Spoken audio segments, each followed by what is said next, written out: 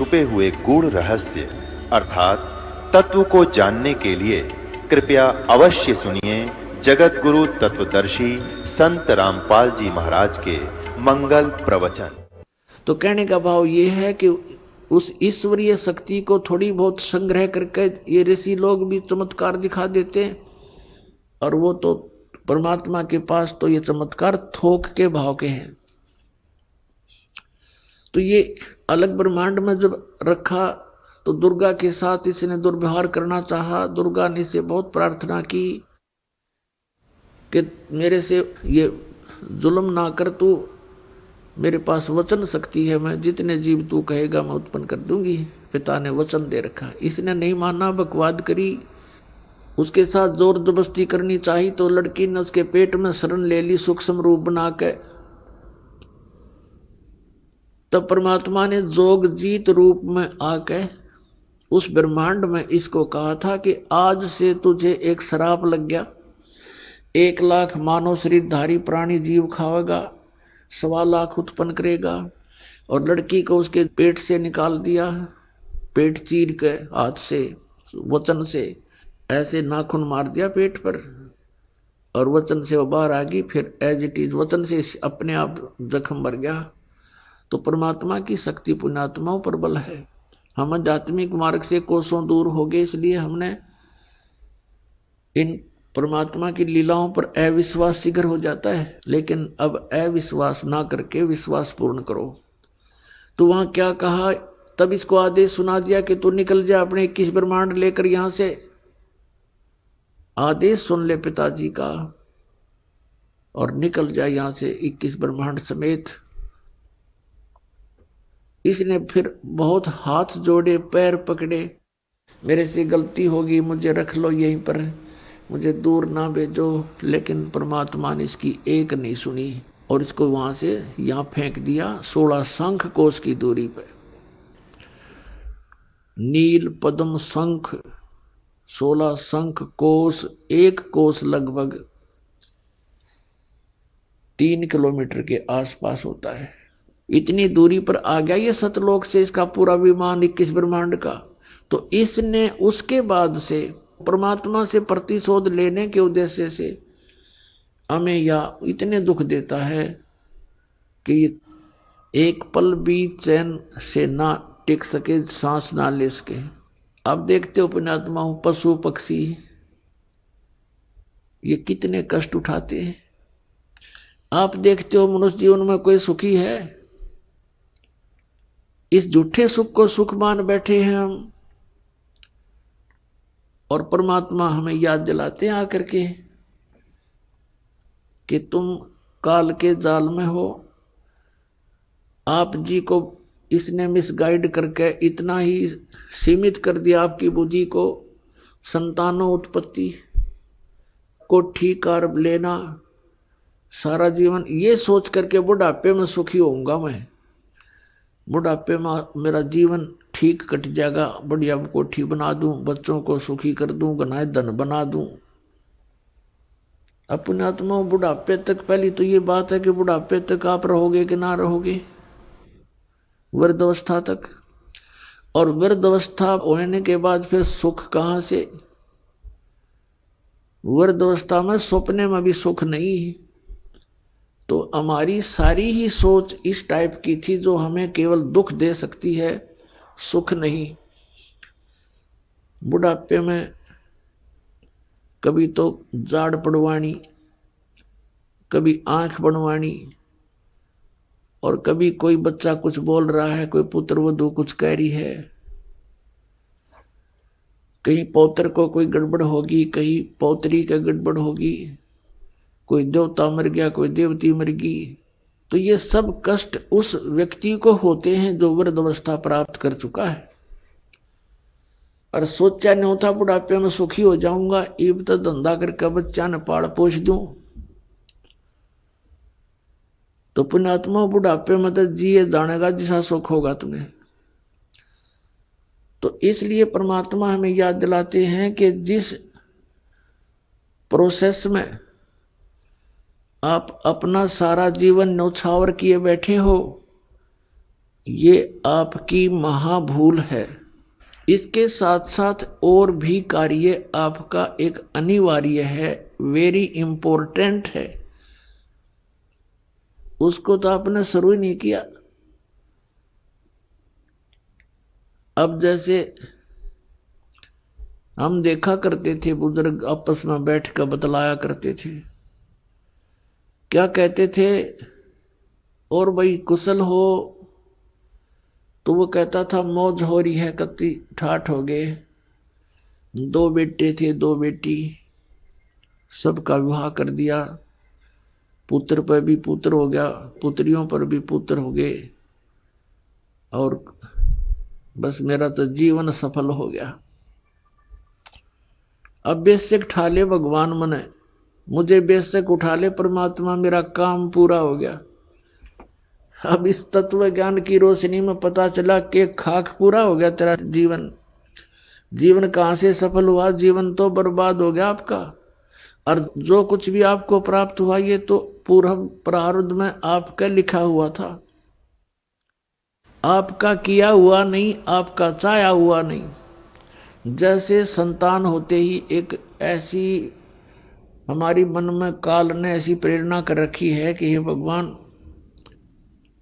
बच्चा हो और पुत्र हो, पहला पुत्र हो फिर पुत्री बेशक हो जा, ऐसी टेंडेंसी श्लोक वेद से हमारी बनी हुई है जो बिल्कुल व्यर्थ है।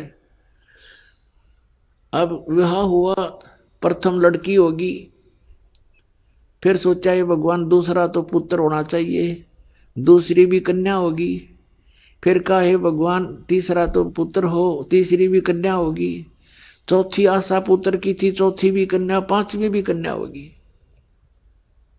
तो क्या आपका किया हुआ या आपका चाहा हुआ? नहीं, जो आपकी किस्मत में था वही आपको मिला। तो आप कहते हो कि मेरा जीवन सफल हो गया, ये तो आपका होना ही था। आपने जो इस जीवन में एक इंपॉर्टेंट कार्य और करना था, अनिवार्य कार्य करना था, वो तो तुमने स्टार्ट भी ना किया। इसकी याद दिलाने के लिए परमात्मा सतलोक से आते हैं। यहाँ के भगवान और यहाँ के ये संत हमें केवल इस माया में ही डबोते हैं, इसी में डालते हैं, हमारे को बाहर निकाल नहीं सकते क्योंकि इनकी पावर नहीं।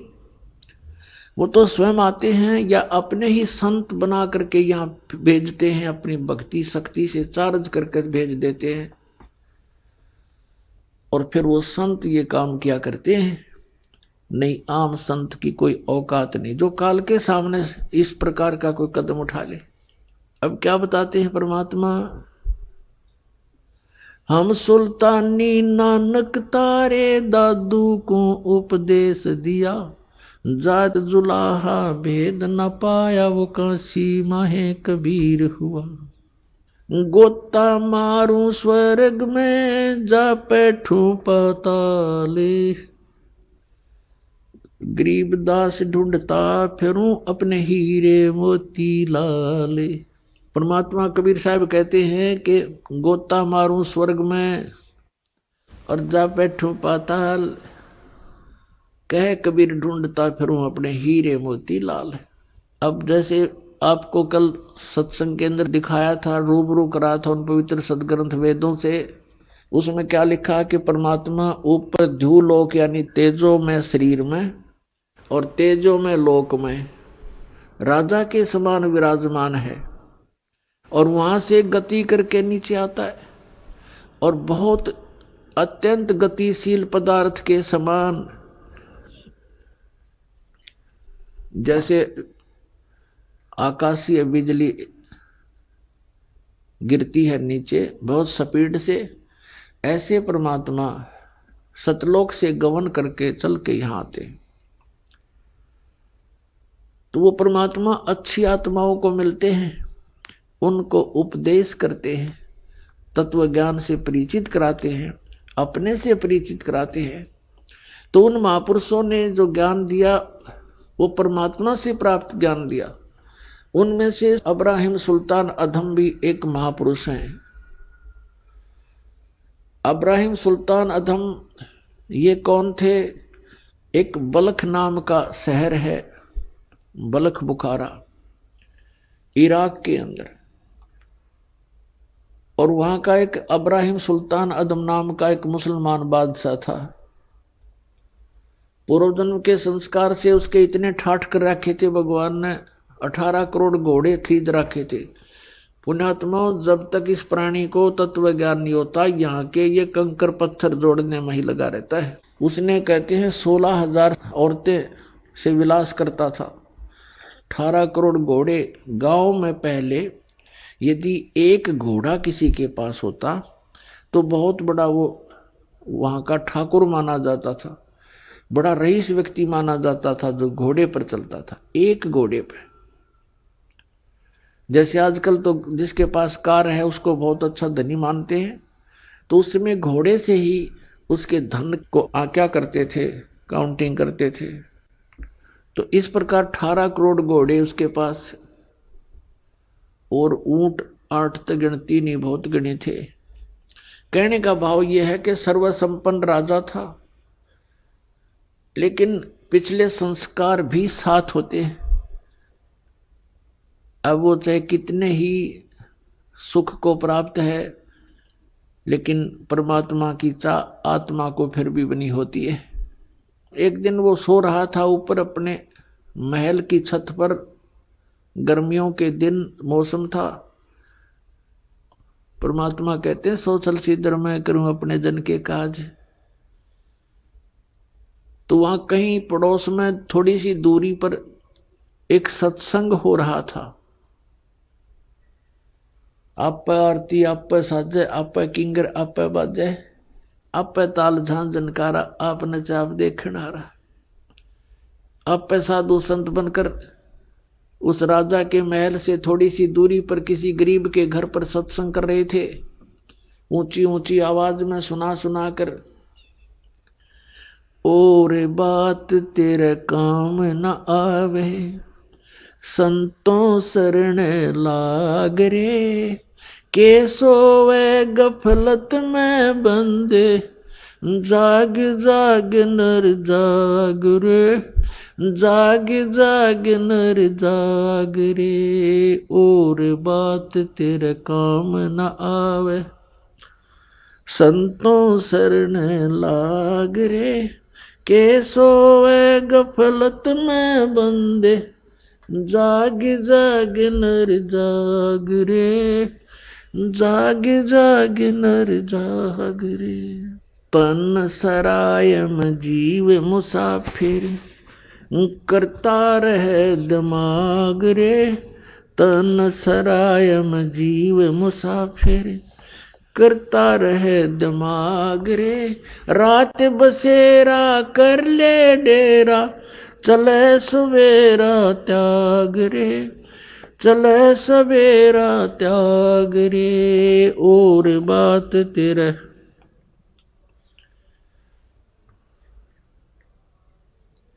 के सोवे गफलत में बंदे, जाग जाग नर जाग रे, जाग जाग नर जाग रे।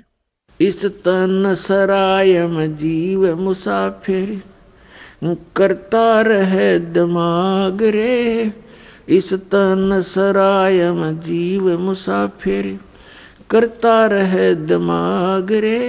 रात बसेरा कर ले डेरा, चले सवेरा त्याग रे, चले सवेरा त्याग रे। और बात तेरे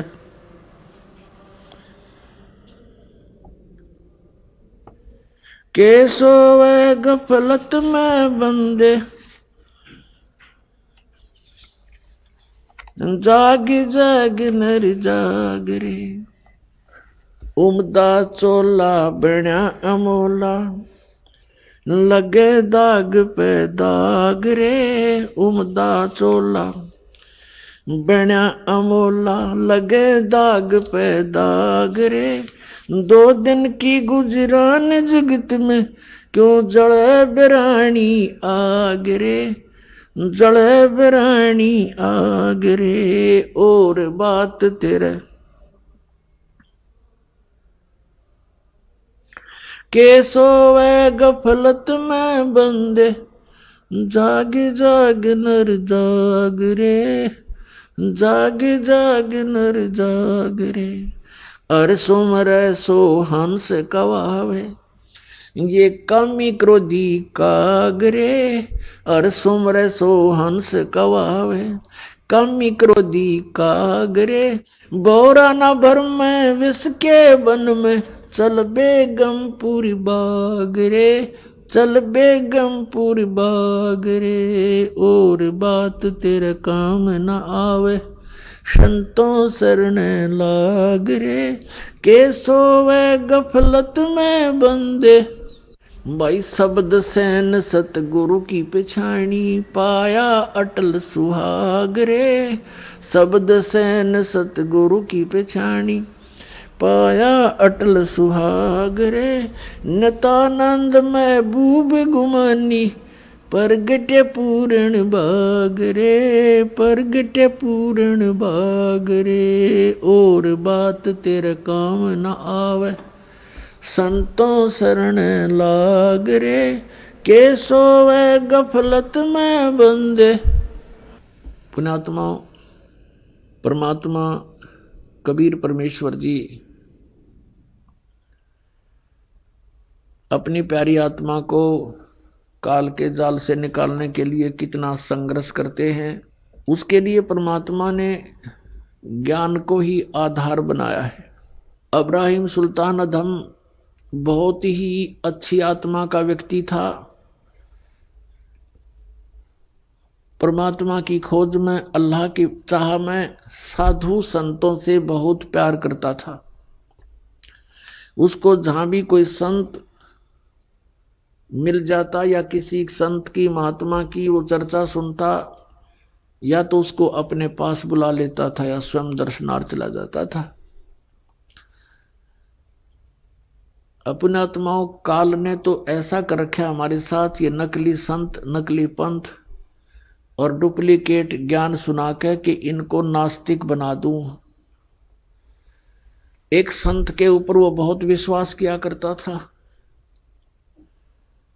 और वो इब्राहिम सुल्तान उस फकीर के पास बहुत ज्यादा उसके पास जाता था या उसको अपने पास बुलाता था, खूब दक्षिणा दिया करता था और वो एक नंबर का पाखंडी था।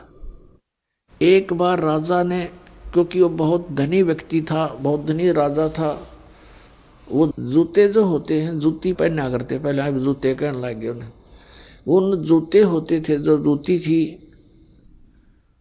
एक जूती की कीमत 1.25 लाख रुपए थी। उस समय का तो 1.25 करोड़ हो गए एक जूती की कीमत। उस जूतों के ऊपर हीरे, पन्ने, जवाहरात, मोती सब जगह उसमें गठे होते थे। एक उस राजा ने एक अंगूठी बनवाई जो बहुत कीमती थी, सोने की, उसके अंदर हीरे, मोती और ये इस तरह के कुछ नग लगवा रखे थे, बहुत ऊंची, अच्छी, चौड़ी। अब उस संत की वो बहुत आदर करता था, विश्वास किया करता था एक फकीर पर।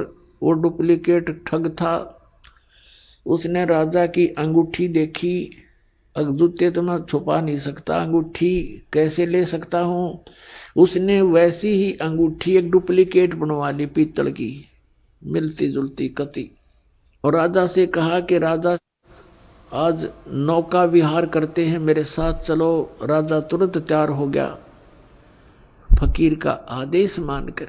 नाविक नौका चला रहा है, राजा और फकीर उसके ऊपर कुर्सी पर बैठे हैं।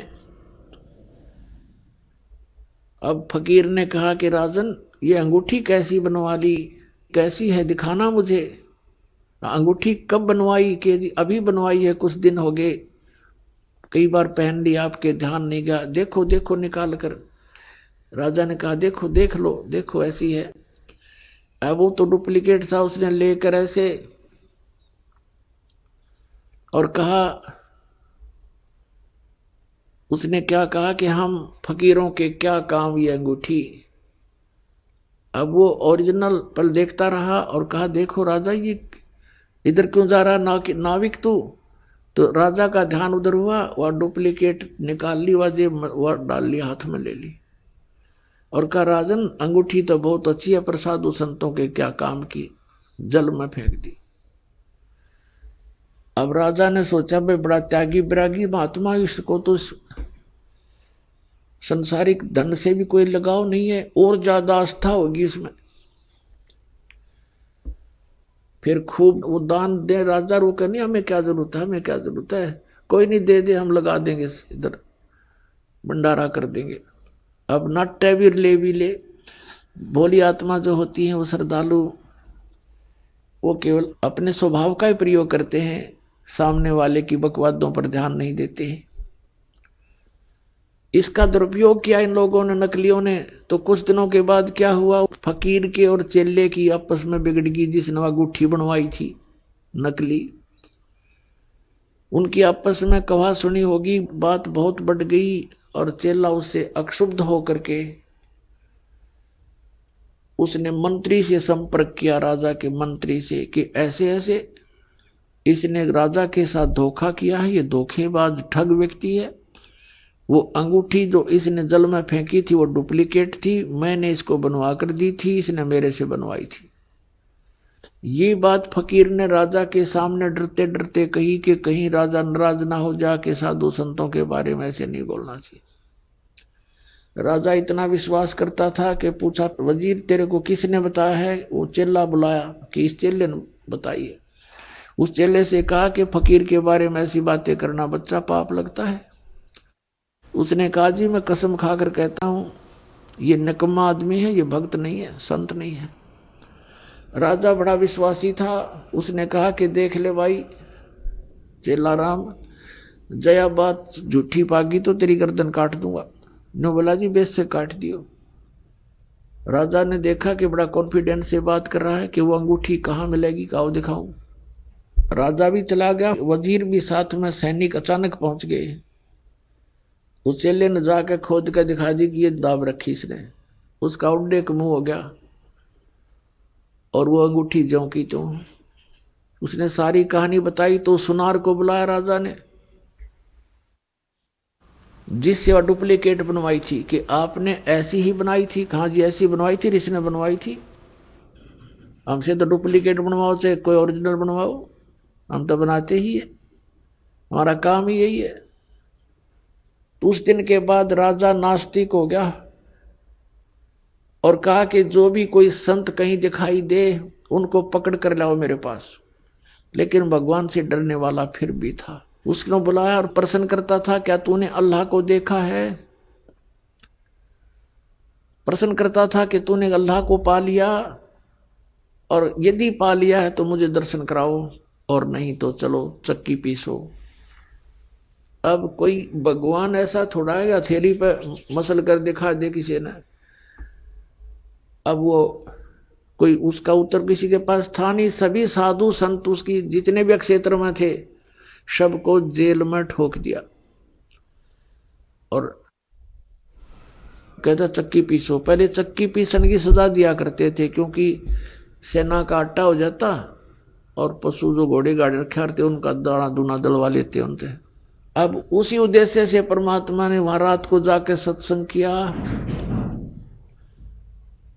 तो राजा की आंखें खुल गई। पहले तो ध्यान से सुना, क्योंकि आत्मा का आहार भगवान की चर्चा होती है। आत्मा कसक होगी परमात्मा की वाणी से कि भगवान तो पाना ही चाहिए, इसके बिना तो गुजारा कति नहीं। और बात तेरा काम नहीं आवे संतों शरण लाग रे, केस होवे गफलत में बंदे जाग जाग नर जाग रे। इस तन सरा में जीव मुसाफिर करता रहे दिमाग रे, रात बसेरा कर ले डेरा चले सुबेरा त्याग रे। उमदा चोला बना अनमोला लगे दाग पे दाग रे, 2 दिन की गुजरान जगत में क्यों जले बिरानी आग रे। कुब्द कांचड़ी चढ़गी चित पे तू हो रहा मनुष्य नाग रे, और सूझे नहीं सजन सुख सागर बिना प्रेम बैराग रे। हर सुमरे सो हंस कहावे कामी क्रोधी काग रे, भोरा ना भरम में इस विष के बण में चल बेगमपुर भाग रे। शब्द सैन सतगुरु की पहचानी पाया अटल सुहाग रे, नता नंद महबूब गुमानी प्रगटे पूर्ण भाग रे। वैसे तो ये कबीर साहब की वाणी है, इन्होंने नकलियां ना अपनी टेक ला रखी है। कोई बात नहीं, हमने इस ज्ञान को समझना है। अब इसमें क्या बताया है कि हर सुमरै सो हंस कहावे, भक्ति करे वो भक्त कहावे, बाकी बकवाद करनी है तो बहुत हो लिया यहां पर। फिर परमात्मा कहते हैं सो छल सीधर मैं करूं, एक तीर से दो शिकार किए भगवान ने। एक तो उन साधु संत जो दुखी हो रहे थे, रो रहे थे, हाथों में छाले पड़ गए और कहे भगवान अच्छे फंसे पालक तेरे नाम पर दुखी दुख। अब जिसकी भक्ति करते हैं वो लोग, वो तो दुख है देने का है, ये ब्रह्म तक तो दुख है, दुख देगा, ये सुख दे ही नहीं सकता। ये तो खुद कहता है गीता जी अध्याय नंबर 8 के श्लोक नंबर 7 में कि अर्जुन तू युद्ध भी कर, मेरा सिमरण भी कर, शांति नहीं हो सकती। 18वें अध्याय के 62वें श्लोक में कहा है गीता ज्ञानदाता ने कि यदि तूने परम शांति और सनातन परम धाम चाहिए तो उसकी शरण में जा, उसके लिए संतों की खोज कर। तो इस बात का सबको मालूम है कि संतों से ही बात बनेगी। जैसे कुरान शरीफ सूरत फुरकानी 25 आयत नंबर 52 से 59 में यही स्पष्ट किया है कि कबीर नामक पूर्ण परमात्मा है। उस परमात्मा ने 6 दिन में सृष्टि रची, 7वें दिन तख्त पर जा बैठा। उसकी खबर किसी बाखबर से पूछ देखो, यानी संतों से पूछो। गीता ज्ञानदाता भी इस बात से अपरिचित है कि वो कौन है परम शक्ति और क्या उसकी वे ऑफ वर्शिप है। और कुरान शरीफ का ज्ञानदाता भी इस बात से अनभिज्ञ है, वो पूर्ण परमात्मा कौन है, उसकी कैसे प्राप्ति होती है, उसके लिए संतों के ही तरफ संकेत है। इसलिए सभी जितने भी साधक हैं संतों की ही तलाश में फिरते हैं। फिर संत काल ने अगर डुप्लीकेट निरे बना रखे बिना गिनती के, तो वो आत्मा तो किसी की भी साधना कर रहा है लेकिन है तो कबीर परमात्मा के बच्चे में। अब उनका दुख तो उन्हीं को दुखी करता है। अब वहां रात्रि के समय उसकी आंखें खुल गई, भंग हुई, सत्संग सुना, लेकिन उसका वो बात याद आ गई कि सब डुप्लीकेट है, ये सब दुनिया को ठगते फिरते हैं। सुबह आदेश दे दिया अपने पहरेदारों को, जाओ उनको बुला कर लाओ और श्रद्धा से कहना कि आपको राजा बुला रहे हैं। अब सैनिकों ने जाकर कहा कि महात्माओं आपको सुबह राजा ने याद किया है। अब फिर उन साधु संतों को पता चला कि राजा तो बड़ा भयंकर है, जेल में डाल देता है। तो वहां पर गए, राजा ने पूछा भी क्या तुमने परमात्मा पा लिया? यदि तुमने परमात्मा पाया है तो मुझे दिखाओ, और नहीं तो जाओ चक्की पीसो। अब परमात्मा कहते हैं सोचल सीधर मैं करूं अपने जन के काज, आपा आरती आप साजे, आप किंगर आप बाजे, आप ताल झांझ झनकारा, आप नचे आप देखण आ रहा। अब सारी व्यवस्था परमात्मा ने करवाई, वहां पर साधु संत भेजे। उनको पता नहीं था कि ऐसा नालायक राजा है। तो एक संत ने कहा कि महाराज जी के हे राजन, कुछ दूध मंगाइए, 1 गिलास दूध। वो दूध मंगा दिया, रख लो। और वो संत उस दूध में उंगली डालकर ऐसे देख रहा है। राजा ने कहा क्या देख रहे हो, पी लो, मीठा डालकर मंगाया है। उस संत ने कहा कि महाराज हमने सुना है कि दूध में घी होता है, पर आपके दूध में घी नहीं है। तो राजा ने कहा कि भले आदमी तुझे ये नहीं मालूम कि दूध से घी कैसे बनता है? सुन मैं बताता हूं।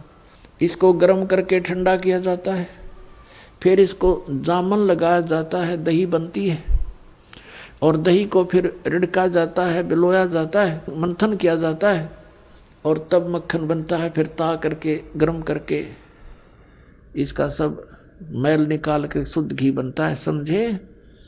ऐसे घी बनता है, ऐसे थोड़ा दिखाई देता है दूध में घी। तब उस संत ने कहा जी जैसे दूध से घी प्राप्त करने की एक विधि है, मेथड है, इसी प्रकार परमात्मा को देखने की एक विधि है, वो हम बताएंगे, आप कीजिए। राजा कहने लगा ज्यादा बात मत बनाओ, इस तरह की विधि बताने वाले मुझे बहुत मिल लिए, जाओ जेल में। अब वो सुनने को तैयार नहीं, वो भी ठोक दिए जेल में। अब परमात्मा कहते हैं अब काल ने तुम्हें नास्तिक बनाना था, बना दिया, अब और क्या ज्ञान दे उसको इससे आगे के भी जैसे दूध से घी निकालने की विधि है, ऐसे ही परमात्मा पाने का एक मेथड है। आप ऐसे कीजिए, नहीं मान्या तो फिर कौन सी विधि अपनाई परमात्मा ने? हम कारवान हो आए, मैलों पे ऊंट बताए। परमात्मा कहते हैं हम एक ऊंटों वाले कारवान बनकर आगे, जैसे राजस्थान रेगिस्तान के अंदर ये ऊंट पालते हैं लोग, तो उस तरह का एक रूप बना लिया भगवान ने। उस तरह का रूप बना करके एक जैसे ऊंटों वाले होते हैं, और छत पर रात्रि के समय छत पर चढ़ गए ऊपर। अच्छा बड़ा, जैसे राजस्थान से आते हैं व्यक्ति, ऐसे बड़ा तो इतना बड़ा तो उसका साफा, अच्छी नीचे नोक वाली जूतियां, ऐसे लांडी सी धोती, ऐसा ही वेशभूषा जैसे राजस्थान के लोग पहना करते थे पहले। और ऊपर छत पर जाकर लठ लेकर ऊपर सतलोक से चलकर आए परमात्मा, छत पर उतर गए और वहां छत पर लाठी की खोद मारे, खुड़का करें। तो राजा की आंखें खुली और नौकरों से कहा कि कौन कमबख्त है ऊपर, मेरी नींद खराब कर दी, ले उसको पकड़ के नीचे। अब नीचे ले आए पकड़ के। राजा ने पूछा भी कौन है तू? अब परमात्मा ने कहा भी मैं ऊंट वाला हूं, ऊंट रखे थे मैंने, बहुत घने ऊंट है मेरे पास, और उनमें से मेरा एक ऊंट गुम हो गया, उसको खोज रहा हूं। मैंने सोचा तेरी छात पर चढ़ गया हो कदे मेरा ऊंट, इसलिए ऊपर ऊंट ढूंढ रहा हूं, खोज रहा हूं। अब राजा पहले तो हंसा कि अच्छा बोला आदमी होता है। कहने लगा देखो बोले आदमी, ये ऊंट छत पर कहां से आ सकता है? कहीं जंगल में खोजो उसको जा करके, आप गलत स्थान पर आ गए हो। तो परमात्मा ने क्या कहा कि जिस प्रकार ऊंट छत पर नहीं मिल सकता, क्वाइट इम्पॉसिबल, ठीक इसी प्रकार जो प्रोसीजर तने अपना लिया संतों को जेल में डालकर परमात्मा पाना चाहता है, ये ऐसा ही समझ ले जैसा छत पर ऊंट नहीं चढ़ सकता, नहीं मिल सकता, तो इस प्रकार भगत तुझे भी भगवान नहीं मिल सकता। न्यू कह के अंतर ध्यान हो गए, सामने से दिखाई नहीं दिए तो एकदम चक्कर आ गया उस राजा ने और बेहोश हो गया। अब नौकरों ने बताया रानियों को, उसकी दशा देखकर रानियों ने बुलाए झाड़ फूक करने वाले जंतर मंतर मौलवी ने एक तबीज बांध दिया इस हाथ पे और कहा अब कुछ नहीं होगा, इसको कोई भूत प्रेत का साया दिख गया होगा। राजा ठीक हो गया। उधर से वो परमात्मा कहां पहुंचे? जहां पर वो संत कैद कर रखे थे जेल में, और जाकर कहा सिपाहियों से कि भाई सिपाहियों, तुम्हारे राजा ने मुझे भी यहां भेज दिया, मुझे भी कैद कर लो। अब सिपाही बोले बड़ा भगत आदमी तापा आ गया, महात्मा दिखाई था, जरूर भेजा होगा महात्मा का, खोजते फिरे थे वैसे पाई। अच्छा हो गया हमने खोजना ना पड़ा, और पकड़ के वहां अंदर कर दिया परमात्मा जेल में। चल बहुत अच्छा हो गया, तो गीता आ गया, यहां से हमने मरवा होगा।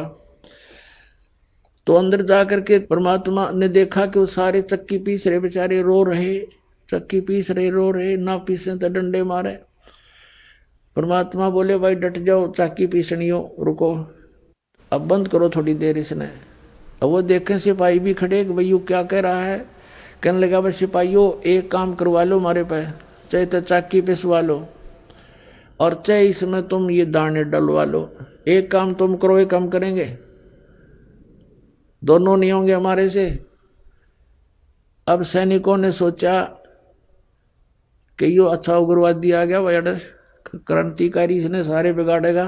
तो सिपाही कहने लगे ऐसे करो तुम चक्की पीसो, हम कनक डालेंगे, इसमें दाने डालेंगे, चने गेहूं। परमात्मा बोले भाई ठीक है, पोजीशन पकड़ो, हो जाओ खड़े एक एक चाकी के पास। वो हो गए सिपाही, देखेंगे भाई क्या करेंगे, लाइन की रेल बनावांगे। अब तो हम थोड़ा बहुत समय दे देते थे, अब इनको खूब खींच कर लेंगे। उन दृष्टिकोण से वो खड़े हो गए। एक जना 6 जगह 6 चाकियों में डाल सके कणक, फटाफट फटाफट जोड़े भर लिए उन्हें। परमात्मा बोला भाई तुम खड़े हो जाओ। सारे कैदी संत वो खड़े हो गए और एक चक्की का सोटा ला दिया परमात्मा ने। सारी 360 चक्की खकाट उठी नो, आप चाले। अब परमात्मा बोले ले भाई तुम डालने जाइए और पीछे जाइयो। बंदी छोड़ कबीर साहेब की जय हो।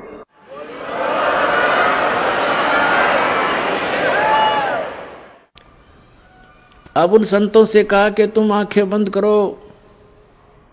उन आंखें बंद कर ली और कहा खोलो।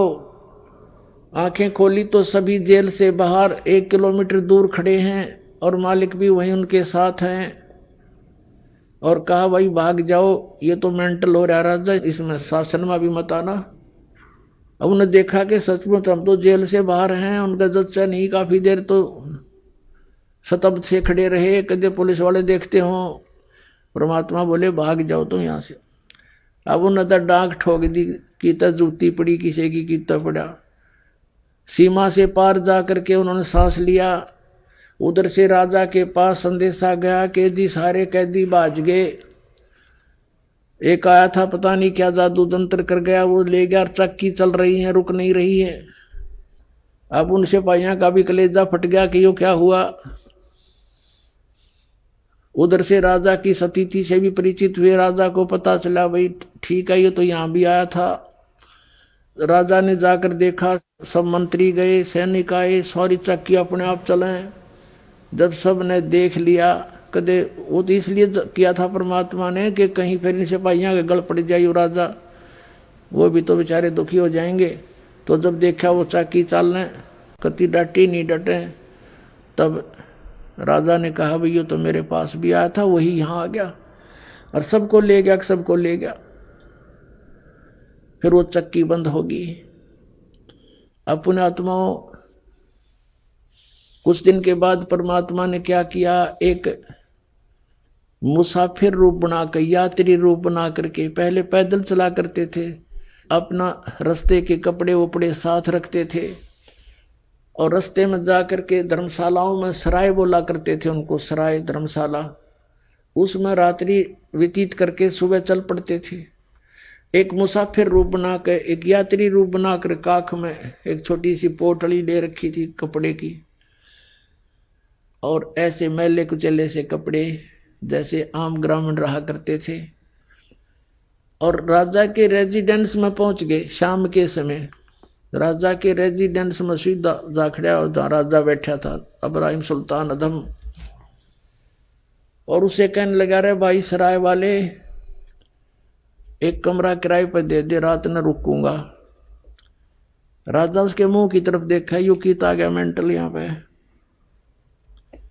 राजा देखता है कि कौन है तू, कहां से आया? कि भाई मैं उस गांव से आया हूं और मैंने आगे जाना है, मैंने रात काटनी है, कमरा बता और उसका किराया बता दे, मैं यहां रुकूंगा। तो राजा हंसा, कहने लगा रे बोले आदमी तुझे ये सराय दिखाई देती है? ये राजा का महल है, मैं राजा हूं, इब्राहिम सुल्तान नाम है मेरा। बोले आदमी तू कहां आ गया यहां पर? तो परमात्मा ने कहा कि आपसे पहले इस महल में कौन था, कि मेरे पूर्वज थे, मेरे माता पिता। उससे पहले कौन थे? हमारे दादाजी। उससे पहले दादाजी के पिताजी। उससे पहले कौन थे? कि उनके मेरे चौथे दादाजी। वो कहां गए भाई सब? कि वो तो अल्लाह खुदा को प्यारे हुए। तो बेटा तू कितने दिन रहेगा इसमें?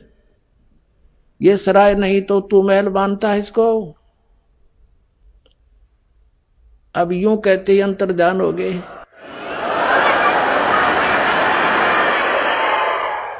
यूं कहते ही अंतर्ध्यान हो गए भगवान परमेश्वर। कबीर साहब जी सतलोक से आते हैं, ऐसी लीला करके चले जाते हैं। नानक साहब जी कहते हैं नीच जात परदेसी बेरा खीना आवे तिल जावे, अर्जा की संगत नानक रहंदा कैसे मुंडा पावे। कैसी इसकी लीला का अंत पाऊं? तो 1 मिनट में यहां, 1 मिनट में सतलोक में, 1 सेकंड में यहां, 1 सेकंड में वहां देखूं।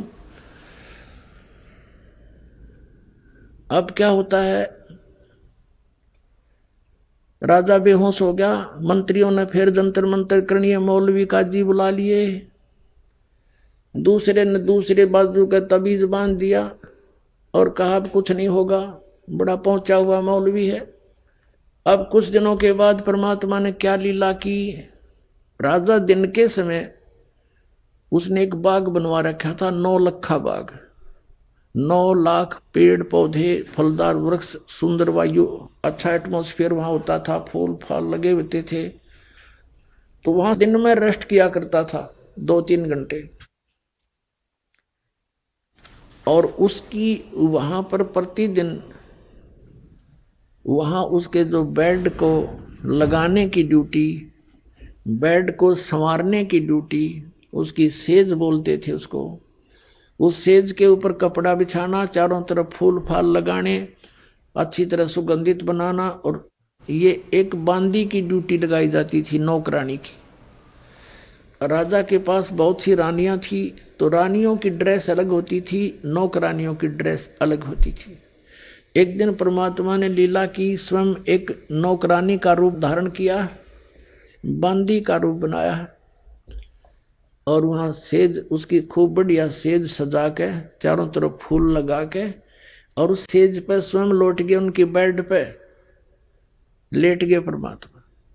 राजा गया विश्राम के लिए, वहां देखा कि तेरी सेज पे और बांदी सो रही है एक नौकरानी। इसकी इतनी हिम्मत बढ़ गई है, इसका कोई इसको डर नहीं रहा। कोड़े होते थे, हंटर कोड़े होते थे, जैसे घोड़े का मार दे अच्छा तगड़ा व्यक्ति तो घोड़ा बैठ जा, इतना जबरदस्त मार होती थी कोड़े की। तो कोड़ा उठा करके राजा ने सोए हुए परमात्मा नौकरानी रूप में उसके कमर पर 3 कोरडे मारे न, बहुत जोर जोर से। परमात्मा एकदम उठे, पहले तो थोड़ा सा रोने की लीला की, और फिर हंसते हंसते लोटपोट हो गए, हंसे हंसे हंस बड़ा जोर जोर से बैठ गए। तो राजा ने सोचा भाई ये कोड़े लागे पाछा हंसन की तो गुंजाइश रहे को नहीं। फिर भी उसने उसकी बाजू पकड़ ली बांदी की, न बोला बांदी तू हंस कैसे रही है, किस लिए हंस रही है तू? कि इसलिए हंस रही हूं कि इस गंदी सेज पर मैं एक घड़ी लेटी थी, ये इतनी निकम्मी इतनी पापग्रस्त है कि मुझे इसकी 3 कोरडे सजा मिल गई। मैं न्यू हंस रही हूं बेटा, तेरे साथ क्या बनेगा, तो रोज सोवा इस पे।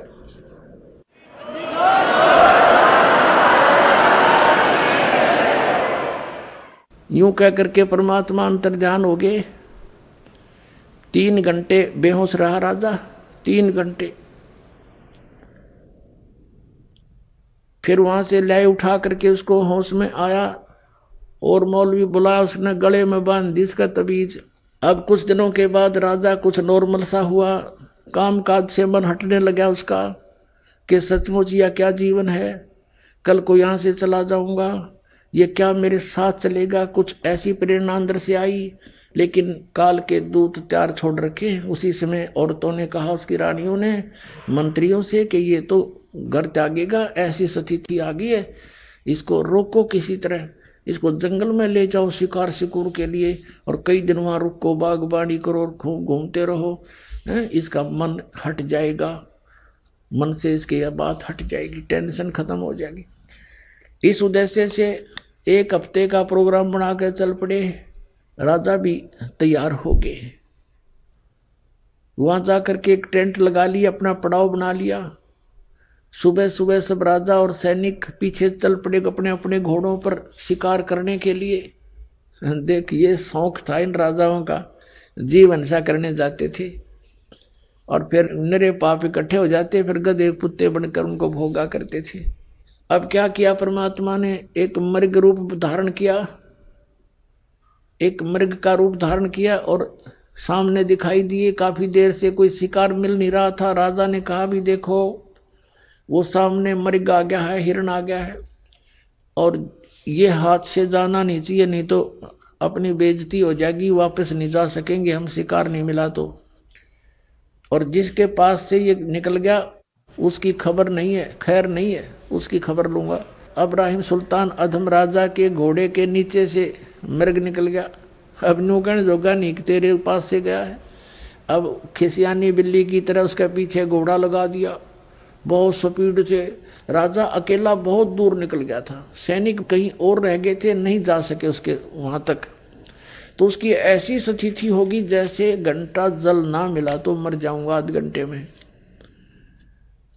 इधर उधर जल खोजने लगा, या अल्लाह, हे भगवान आज मेरी जान बचा। पुणात्मा, ये आत्मा जब रोती है भगवान को तो परमात्मा अपने बच्चे के लिए तुरंत आता है, यदि उसके पुण्य पिछले ठीक हैं। उस पुण्य के आधार से तीनों लोकों में प्रवेश करके सबका धारण पोषण वही परमात्मा करता है। कबीर साहब ही करते हैं, अल्लाह अकबर ही करते।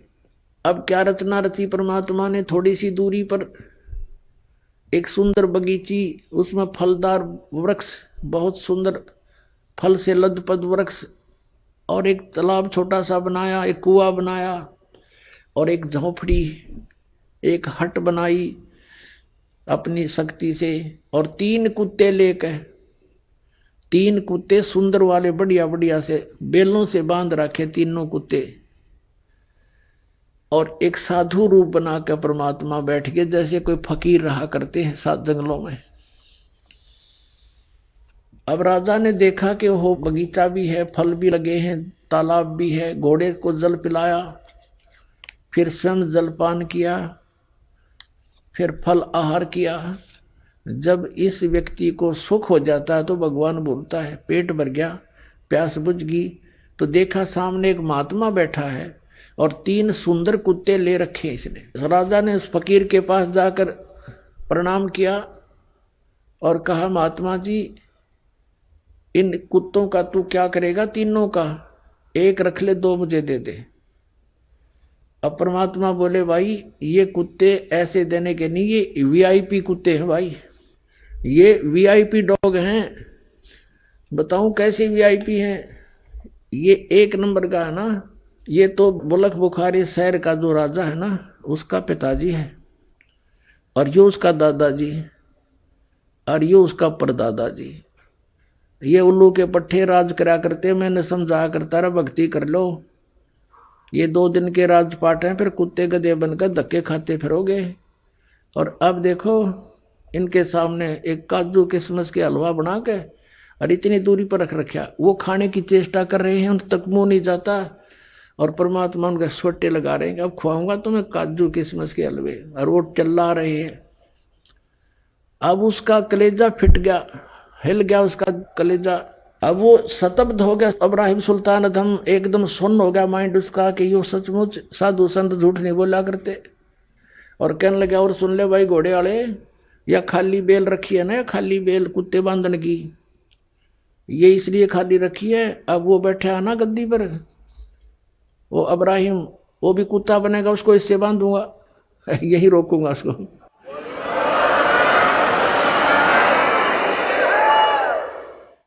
अब राजा ने सोचा है तो बहुत बूंदी बनी भाई, संत फकीर झूठ नहीं बोला करते, और ये पिताजी माता पिता यहां बदे बैठे हैं, और 13 नंबर तैयार है। चरणों में गिर गया, पैर पकड़ लिए, बुरी तरह रो रहा है, बुरी तरह रो रहा है, घंटा रोता रहा। और आंखें जब खुली 1 घंटे के बाद उसने देखना चाहा, तो क्या देखता है? वहां ना साधु है, ना कोई बाग बगीचा, कोई तालाब है, ना कोई झोंपड़ी, ना कुत्ता है, अकेला पड़ा जंगल में रो रहा है। और देखा ऊपर, क्या ये क्या मैं स्वप्न देख रहा हूं? स्वप्न कैसे देखे? क्योंकि वहां घोड़े के पैर अभी तक गिल्ले हैं, पेट भरा हुआ है, स्वप्न भी नहीं हो सकता। उठकर चल पड़ा, बैठकर घोड़े पर वहां पर आ गया जहां उनका पड़ाव लगा हुआ था। किसी से नहीं बोला, एकदम मायूस हो गया, और संकेत से कहा, उठाओ यहां से, चलो। सबने 10 मिनट के अंदर अपना पैकिंग कर ली, चल पड़े पीछे पीछे, वापस आ गया। अब क्या बताते हैं परमात्मा, हम कारवान हो आए, मैलों पर ऊंट बताए, बोले बादशाह सुल्ताना, तुम रहते कहाँ दीवाना, दूजा कासिद गवन किया रे, डेरा महल सराय लिया रे। जब हम महल सराह बताई, सुल्तानी को त्यावर आई।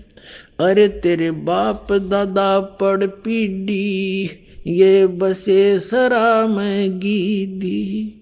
ऐसे ही तू चल जाई, यूं हम महल सराय बताई। अरे कोई कासिद को गे लाओ, इस पंडित खाने जाओ। उठे पादशाह सुल्तान, वहाँ कासिद गए बिछपान।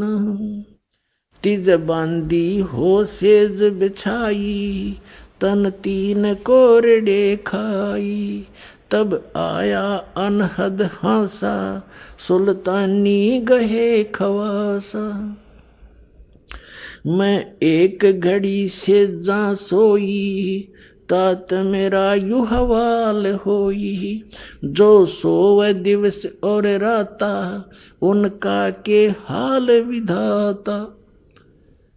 अब क्या बता रहे परमात्मा, हम कारवान हो आए, मैला पे ऊंट बताए। हम परमात्मा खुद कहते हैं, हम सतलोक से अमरलोक से सतगुरु आए, रूप धरा कारवाना, और ढूंढत ऊंट मैल पर डोले, और बुझे सा बयाना।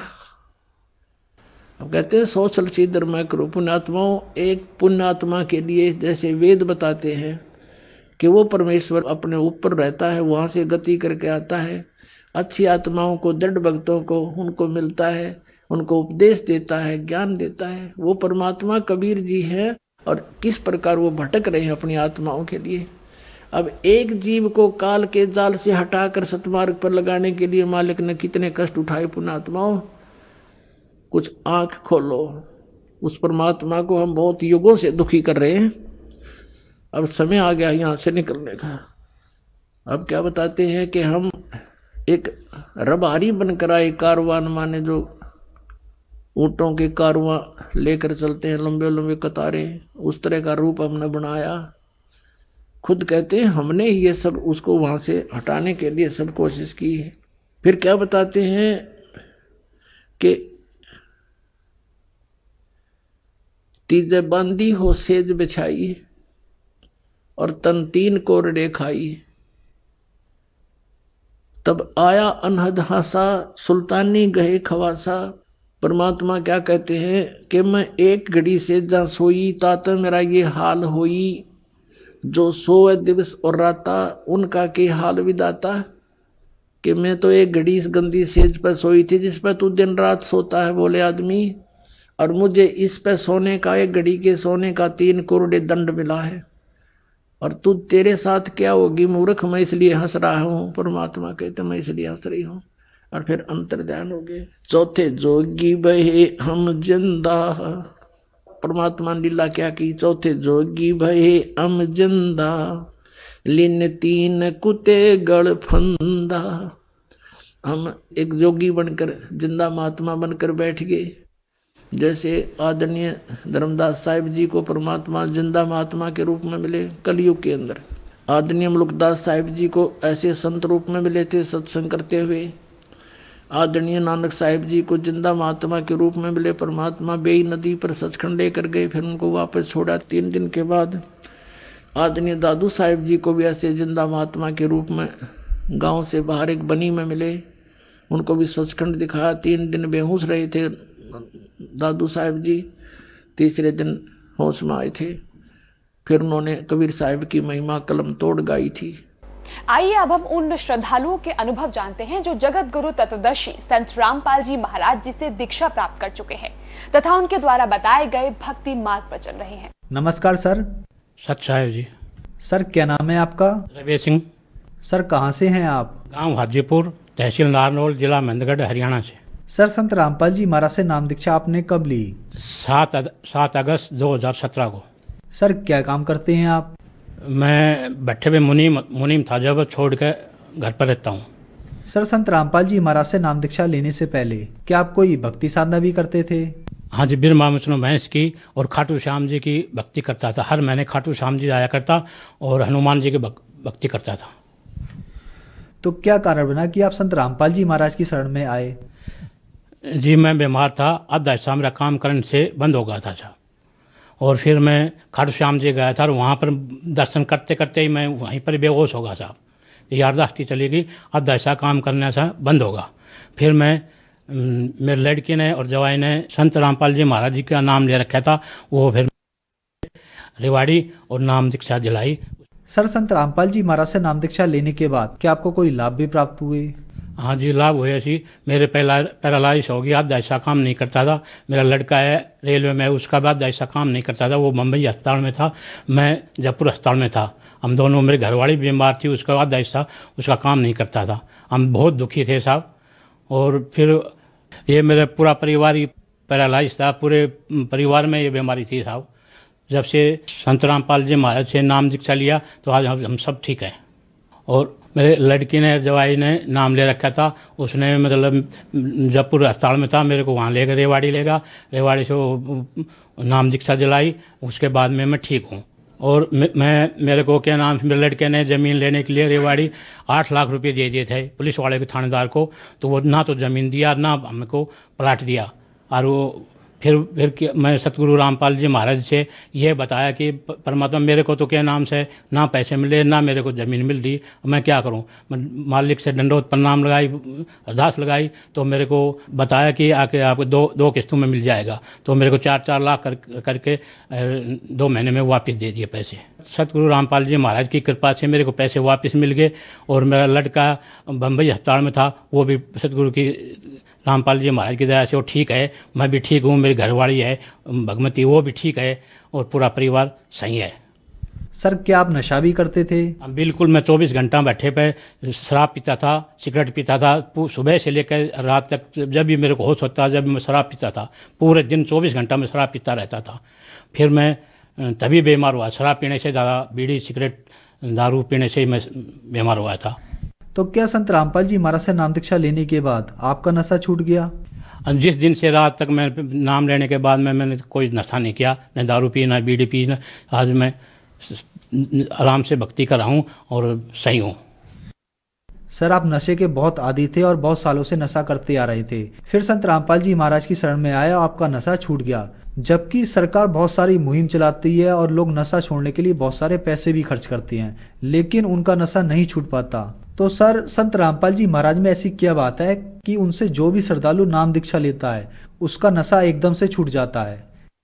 जी, नशा मैं बहुत करता था, बचपन से ही बढ़ता। 8-9 साल का उम्र था जब से नशा कर रहा था। अपन सतगुरु रामपाल जी महाराज जी का नाम लिया तो मंत्र करने से, मंत्र जाप से ही मतलब नशा छूट गया और सब बिल्कुल नशा बंद हो गया। जिस दिन से रात तक मैंने कोई नशा नहीं किया और ढंग आराम से समय भक्ति कर रहा हूँ, आराम से रह रहा हूँ। कोई किसी तरह की प्रकार की बीमारी नहीं है मेरे शरीर में, नहीं है मेरे बच्चों के, ना घर में, सब प्रकार से रहना। भगवती भी ठीक है, बच्चा भी ठीक है, मैं भी ठीक हूँ, सब सही है साहब। सर, संत रामपाल जी महाराज से नाम दीक्षा कैसे ले सकते हैं?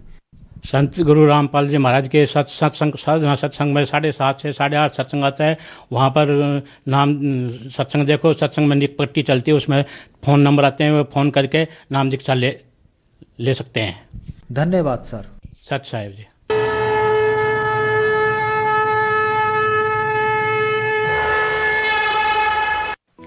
आप सुन रहे थे जगत गुरु तत्वदर्शी संत रामपाल जी महाराज के मंगल प्रवचन।